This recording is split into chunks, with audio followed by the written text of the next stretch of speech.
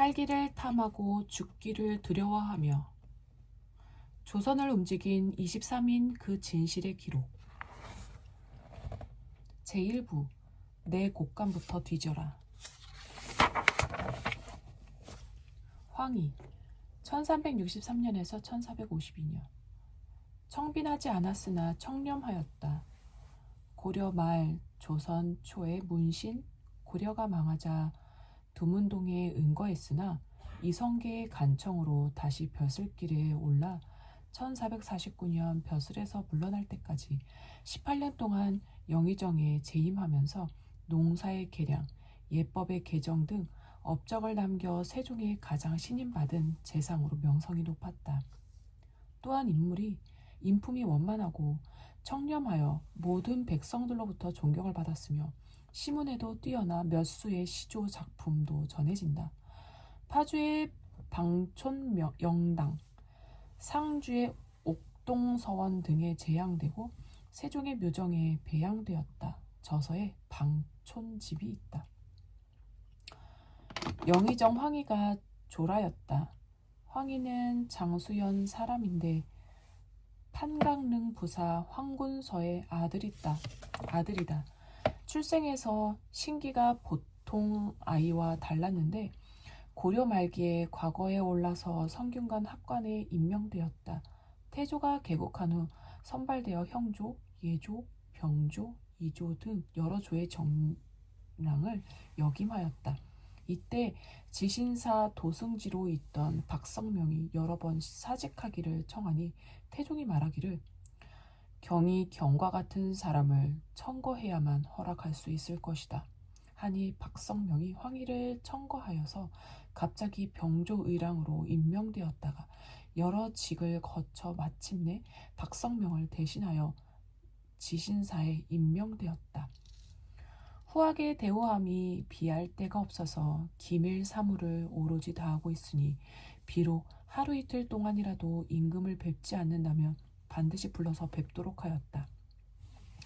1408년 태종 9회 목인의 변고 태종의 사위 조대림이 영모를 꾀한다고 조작한 사건이 일어나니 황희가 마침 집에 있었으므로 태종이 급히 황희를 불러 말하기를 평양군이 모반하니 경계하여 병고에 대비하라 하였다. 황희가 아뢰기를 누가 주모자이옵니까? 하니 태종이 말하기를 조용이다 하였다. 황희가 대답하기를 조용의 사람된 품이 아버지와 군주를 시해하는 일은 반드시 하지 않을 것입니다 하였다. 후에 평양군이 옥에 갇혔으므로 황희가 목인회와 대질하도록 청하니 태종이 그대로 따랐는데 과연 목인회의 계획이었다. 그 후에 김과가 죄를 얻으니 조용도 또한 그 사건에 관련되었다. 태종이 대신들을 모아놓고 친히 알아보니 정직한 것이 조용에게 있었다. 태종이 황희에게 이르기를 예전에 목인회의 병고의 경이 말하기를 조용은 아버지와 군주를 시해하는 짓은 반드시 하지 않을 것입니다 하더니 과연 그렇다 하니 조용이 비로소 그 말뜻을 알고 물러가서는 감격하여 능히 말을 하지 못하였다. 1409년 가을에 가정대부 참지의정사에 발탁되고 겨울에는 또 형조판서에 발탁되었다. 다음해 3월에 지의정부사가 되고 대사원에 임명되었다. 그 다음 해에는 병조판서에 임명되었다가 예조판서에 옮겨졌으나 병을 얻어 매우 위급하니 태종이 의들에게 명하여 병을 치료하게 하고 안부를 물은 것이 하루에 3-4번이나 이르게 되어 병이 나았었다. 태종이 어의 등에게 이르기를 이 사람이 성실하고 정직하니 참으로 재상이다. 그대들을 능히 병을 치료했으니 내가 매우 기쁘게 여긴다 하고는 후하게 상을 주었다. 1416년에 세자인 이제 양령이가 덕망을 잃어서 태종이 황희와 이원, 세종시기의 우의정, 좌의정을 지낸 문신, 이원을 불러 세자의 무례한 실상을 말하니 황희는 생각하기를 세자는 경솔히 변동시킬 수 없다고 여겨 아뢰기를 세자가 나이가 어려서 그렇게 된 것이니 큰 과실은 아닙니다 하였다. 태종은 황희가 일찍이 여러 민씨들을 제거할 의논을 주장한 적이 있어 세자에게 붙어서 민씨에게 분풀이하고 후일에 터전을 삼으려 한다는 이유로 크게 성내어 점점 멀리하여서 공조판서에 임명하였다가 다음 해에는 평안도 도순문사로 내보내었다. 다시 불러서 돌아왔으나 세자가 폐위되니 황희도 서인으로 강등해 교화로 유배시키고는 어머니와 함께 거처하도록 허가하였다. 대신과 대관들이 죄 주기를 청하여 그치지 않으니 태종이 황희의 조카 오치선을 유배지에 보내 말하기를 경은 비록 공신이 아니지만은 나는 공신으로 대우함으로 하루 이틀 동안이라도 보이지 않으면 반드시 불러 보아서 하루라도 나의 좌우에서 떠나 있지 못하게 하려고 하는데 지금 대신과 대관들이 경에게 죄 주기를 청하여 서울 근교에는 거처시킬 수 없다고 한다. 그런 까닭으로 경을 남원에 옮겨두니 경은 어미와 더불어 편리한 대로 함께 가라.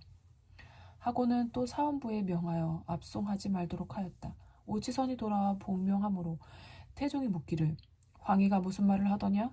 오치선이 아뢰기를 황희의 말이 살가죽과 뼈는 부모가 이를 낳으셨지만은 의식과 복종은 모두 성상의 은덕이니 신이 어찌 감히 은덕을 배반하겠는가. 다른 마음은 없다고 하면서 마침내 울면서 어찌할 바를 모르고 있었습니다. 하니 태종이 이미 시행하였으니 어떻게 할 수 없다 하였다. 황희가 남원에 이르러서는 문을 닫고 손님들의 방문을 사절하니 비록 친골지라도 그 얼굴을 보기가 드물었다. 태종이 황희의 잘못이 없음을 알고서 서울에 돌아오게 하였다. 그를 후하게 대접하게 하고 과정과 직위를 돌려주게 하고 세종에게 부탁하여 임용하도록 하였다. 10월에 의정부 참찬에 임명되고 예조판서에 전직되었다. 강원도에서 기근이 있었는데 관찰사 이명덕이 국왕의 계책을 잘못 썼으므로 황희를 대신 임명하였더니 황희가 온 힘을 다하여 이를 처리하였다. 세종이 이를 가상히 여겨 숭정대부에 승진 임명하고 그대로 관찰사로 삼았다. 다음해 6월에 불러와서 의정부 찬성에 임명하고 대사원을 겸무하게 하였으며 이조판서로 옮겼다가 마침내 의정에 임명되고 판병조사를 겸무하게 하였다. 세종이 어느 날 황희를 불러 이를 의논하다가 이르기를 경이 유배지에 있을 적에 태종께서 일찍이 나에게 이르시기를 황희는 곧 한 나라의 사단과 같은 사람이니 무슨 죄가 있겠는가 하셨다. 하고는 자의정관 세자의 선생으로 승진시켰다. 황희가 평안도에 순문사가 되었을 적에 이장손이 황희를 모욕하고 황희와 더불어 서로 글장을 올려 비난하므로 태종이 양편을 화해시켰었는데 후에 황희가 정권을 잡으니 이장손을 통진수령으로 보냈다. 이 사람이 관직에 있으면서 명성이 있었다.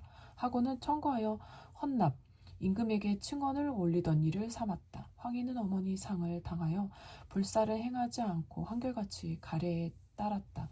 때마침 임금이 세자를 장차 북경에 입조시키려 하였기 때문에 황희에게 이를 수행케 함으로 두세 번 사양하였으나 윤허하지 아니하였다. 사원부에서 황희가 동산 영리로부터 뇌물을 받았다고 탄핵하므로 황희가 또 사양했으나 윤허하지 아니하였다.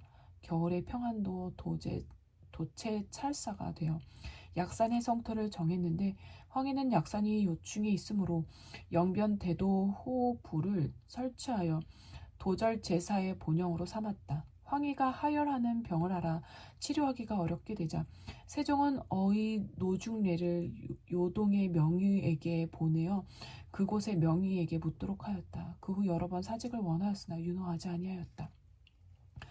을축년에는 또 큰 일 외에 보통 행하는 사무는 번거롭게 하지 말도록 명하였다.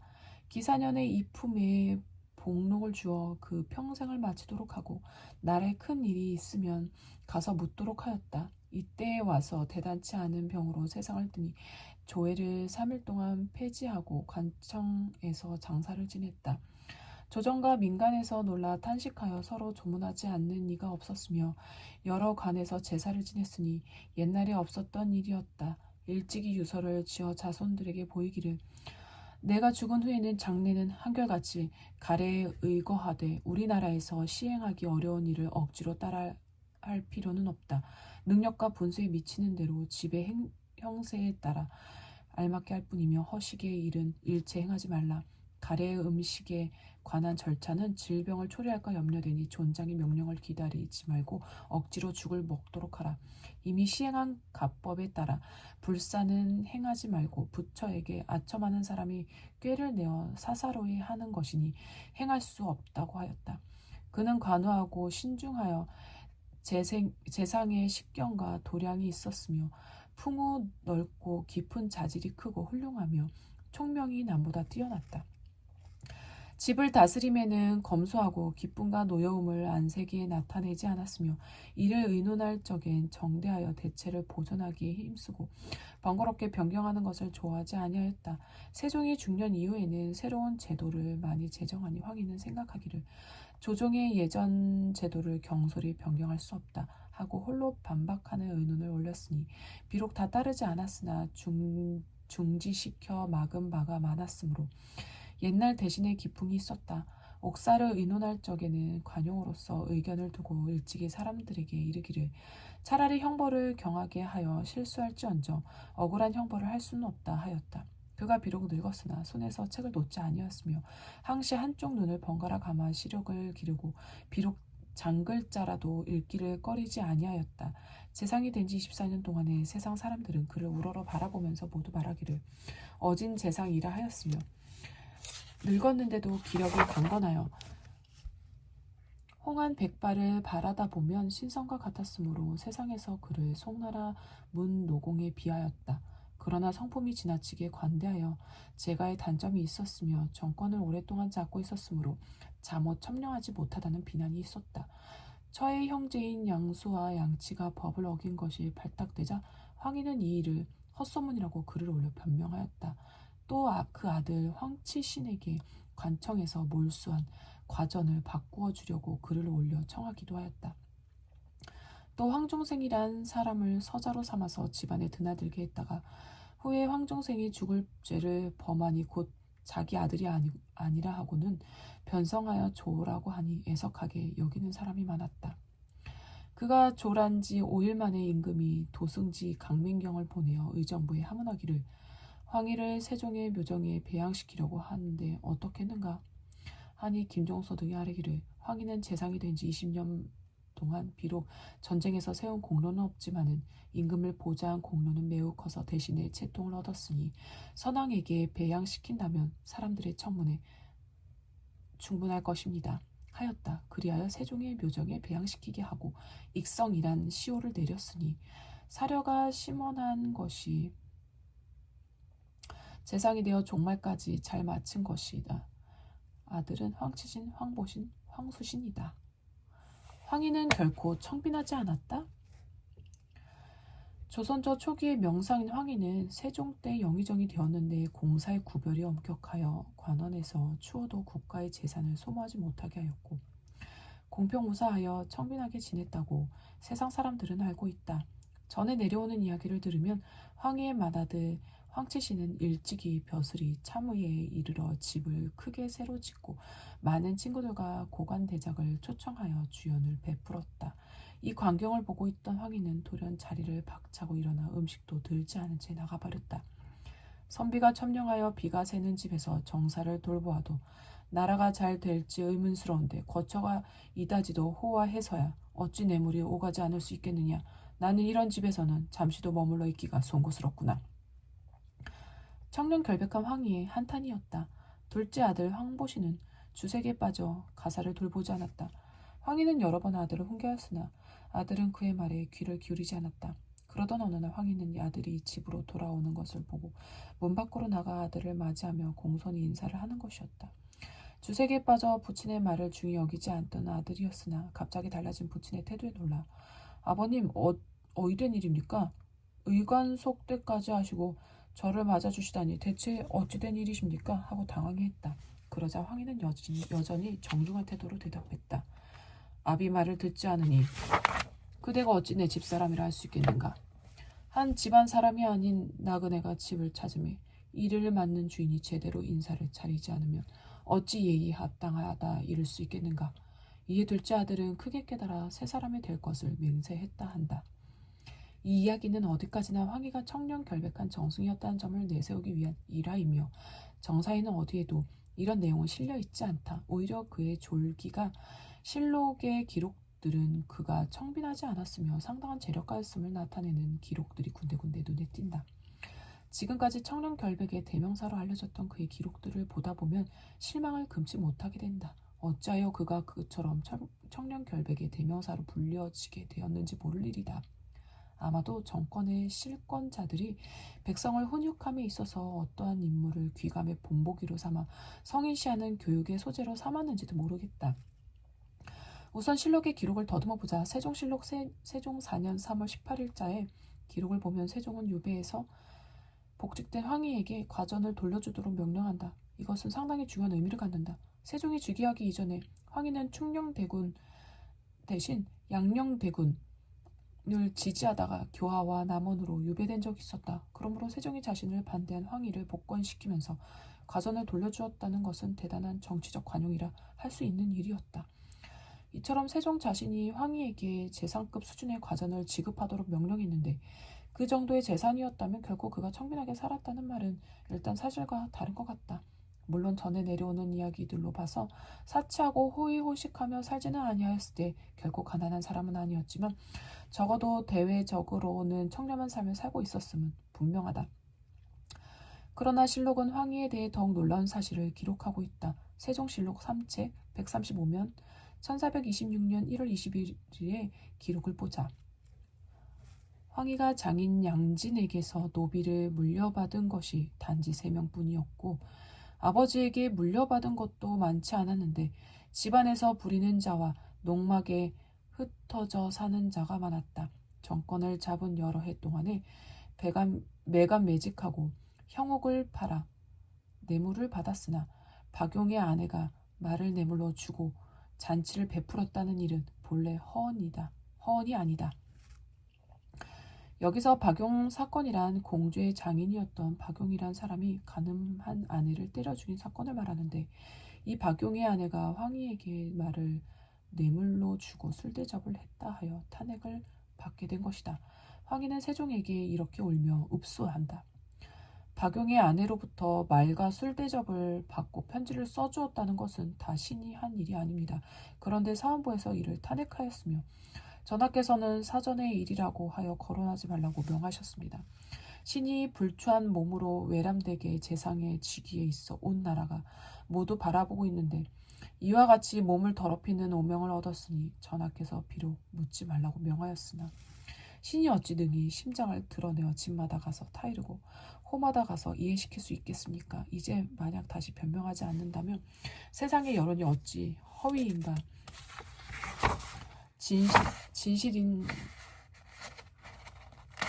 진실인가 구분해 알겠습니까? 청컨대 유사에 나가가서 변명하고 대질하게 하소서. 이에 황희는 누명을 벗고자 이를 조사해 주기를 원하며 사직을 요청하여 결국 사직을 하게 된다. 엇갈린 평가. 박용 사건이 있고 나서 황희는 세종에게 사직을 요청한다. 그런데 세종이 사직을 만류하며 황희에게 하는 말은 황희를 어떻게 평가하고 있었는지를 여실히 보여준다. 내가 생각하기로는 임금을 도와 나라를 다스리는 일은 중요하나 국가가 그에게 의지하는 까닭이다. 인재를 얻기 어려움은 예나 지금이나 같은 것이다. 경은 세상을 다스려 이끌 만한 재주와 실제 쓸 수 있는 학문을 지니고 있도다. 그대가 제시한 정책은 1만 가지 사물을 종합하기 넉넉하고 덕망 모든 관료의 사료가 되기에 족하도다. 아버님이 신임하신 바이며 과인이 의지하고 신뢰하는 바로서 정승되기를 명하였더니 진실로 온 나라를 두루 살피는 것이 나의 뜻하는 바에 부응하였도다. 모든 그때그때의 시책은 다 경의 보필에 의지하였도다. 이제 어찌 뜬소문 때문에 갑자기 대신의 임무를 사퇴하려 하는가. 내가 이미 그 사정을 잘 알고 있는데도 경은 어찌 그다지도 개의하고 심려하는가.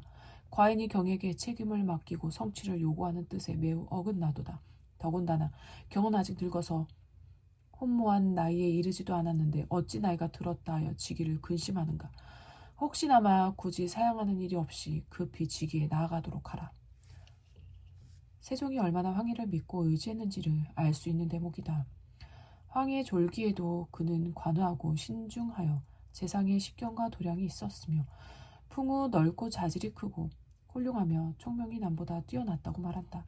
특히 집을 다스림에는 검소하고 기쁨과 노여움을 안색에 나타내지 않았으며 이를 의논할 때에는 정대하여 대체를 보존하기에 힘쓰고 번거롭게 변경하는 것을 좋아하지 않았다고 한다. 또한 비록 늙었으나 손에서 책을 놓지 아니하였으며 항시 한쪽 눈을 번갈아 감아 시력을 기르고 비록 장글자라도 읽기를 꺼리지 아니하였다라고 기록하고 있다.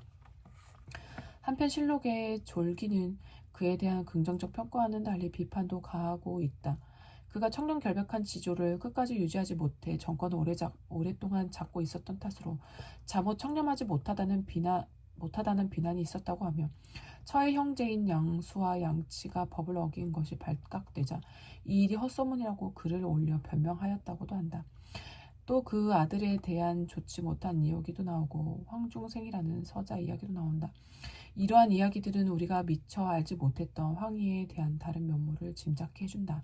또한 그가 사람들과 더불어 이를 의논하거나 혹은 자문에 응할 때에는 언사가 온화하고 단아하며 의논하는 것이 다 사리에 맞아서 조금도 틀리거나 잘못됨이 없으므로 임금에게 무겁게 보인 것이며 그러나 그의 심술은 바르지 아니하니 혹시 자기에게 거스르는 자가 있으면 몰래 중상하였다고 기술하고 있다. 박포의 아내와 무슨 일이 있었을까? 박포는 무인 정사 때 이방원을 도와 공을 세운 인물로 공적에 대한 대가가 박하자 불만을 품어 불평하다 유배되었다. 그 후 이방원에게 원한을 품고 이방간을 충동질하여 군사를 일으켰다가 그 죄로 처형되었다. 박포가 죽고 난 후 그의 아내가 죽산현, 지금의 해남에 내려가서 살면서 자기의 종과 간통을 하였다. 그런데 우두머리 종에게 이 일이 발각되자 박포의 아내는 그 우두머리 종을 죽여 연못 속에 집어넣었다. 여러 날 만에 시체가 연못에서 떠올랐는데 이미 부패하여 누구의 시체인지를 몰랐다. 수령이 시체를 거만하고 이에 대한 조사가 진행되었는데 박포의 아내가 범행이 드러날 것을 두려워하여 도망쳐 서울로 올라왔다. 황희의 집 마당 북쪽 토굴 속에 숨어 여러 해 동안 살았는데 황희와 이때 서로 연락하였으며 박포의 아내가 황희의 도움으로 일이 무사히 된 것을 알고 돌아갔다. 그 둘 사이에 어떤 일이 있었는지는 각자의 추론에 맡긴다. 야사에 나타난 인간적인 황희의 면모. 그는 인재가 길에 버려져 있는 것은 나라 다스리는 사람의 수치라고 생각하여 능력 있는 자라면 신분과 지위 고하를 막론하고 뽑아 올리곤 했다. 이태조의 혁명과 건국 과정에서 소외되고 희생된 사람들이 조선 왕조의 등을 돌리지 않도록 세심하게 배려하곤 했다. 자주 바뀌는 것을 좋아하지 않아 나라 사람들을 안정시켰다는 사관의 평가를 두고 한 말이다. 황희는 어느 한편에 서서 일방적으로 정책을 밀어붙이거나 무조건 반대하지도 않았다. 자기 세력만을 배타적으로 등용하지 않았음은 물론이다. 섬세한 절추와도 같이 국왕과 신료 사이를 오가면서 신구세대의 대립 속에서 중용의 정치를 지켜나갔다. 특히 자신과 생각이 다르고 허물이 있는 사람이라 할지라도 국가에 도움이 되는 인재라면 주저하지 않고 기용하곤 했다.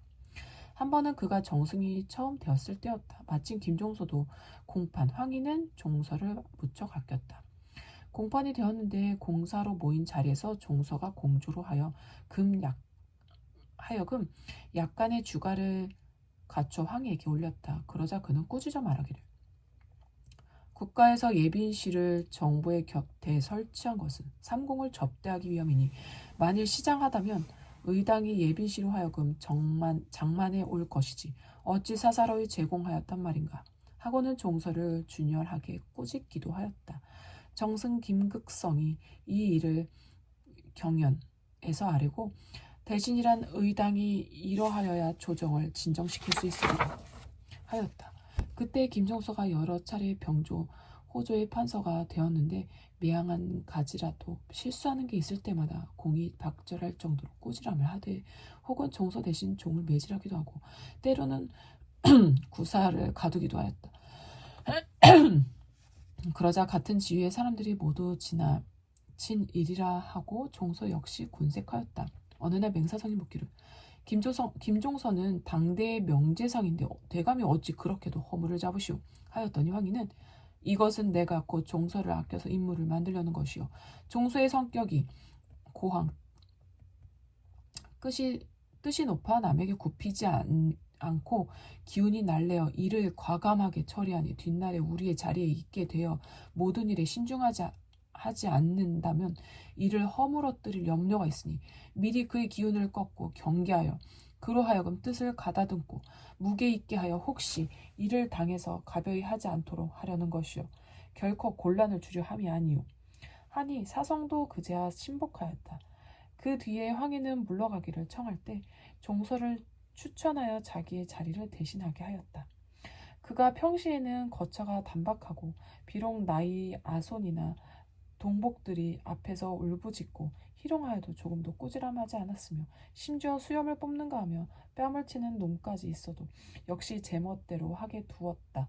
일찍이 벼슬이 자신보다 더 낮은 사람들과 함께 일을 의논할 때 바야흐로 붓을 들어 글을 쓰려고 하는데 종이 위에 오줌을 싸도 그는 아무런 노여워하는 빛이 없이 다만 손으로 훔쳤을 뿐이었다. 또 남원에서 귀양살이할 때 7년 동안 문을 닫고 단정히 앉아서 찾아오는 손님도 맞이하지 않고 다만 문서 한 지를 갖고 거기에만 눈을 대고 있었을 따름이었더니 그 뒤에 비록 나이가 많아져서 글자의 획이나 음이나 뜻에 대해서는 베개 하나도 그릇되지 않았었다. 황희는 기쁨이나 노여움을 일찍이 얼굴에 나타내지 않고 종들을 은혜로써 대우하여 일찍이 매를 대지 않았으며 그가 사랑하는 여종이 작은 종과 희롱하기를 지나치게 하여도 웃기만 하고 상관하지 않았다. 그리고 말하기를 노예도 역시 하늘 백성이니 어찌 함부로 부리리요 하고는 그 뜻으로 홍기하는 글을 써서 자손들에게 전하여 주기까지도 했다. 어느 날 홀로 동산을 거닐 때였다. 이웃에 살고 있는 벼슬 없는 젊은이가 배서리를 하느라 돌을 던지매 무르익은 배가 돌에 맞아 땅에 가득히 떨어졌다. 지나가던 황희가 그것을 보고 큰 소리로 시동을 불렀다. 그 젊은이는 황희의 큰 목소리에 놀라서 가만히 숨어 본즉 황희는 시동을 시켜 그릇을 가져오게 하여 배를 담아서 젊은이에게 주되 끝내 아무런 말이 없었다. 정원 이석형이 배러 갔더니 강목과 통감을 내어주면서 책 표지에 제목을 쓰게 하였다.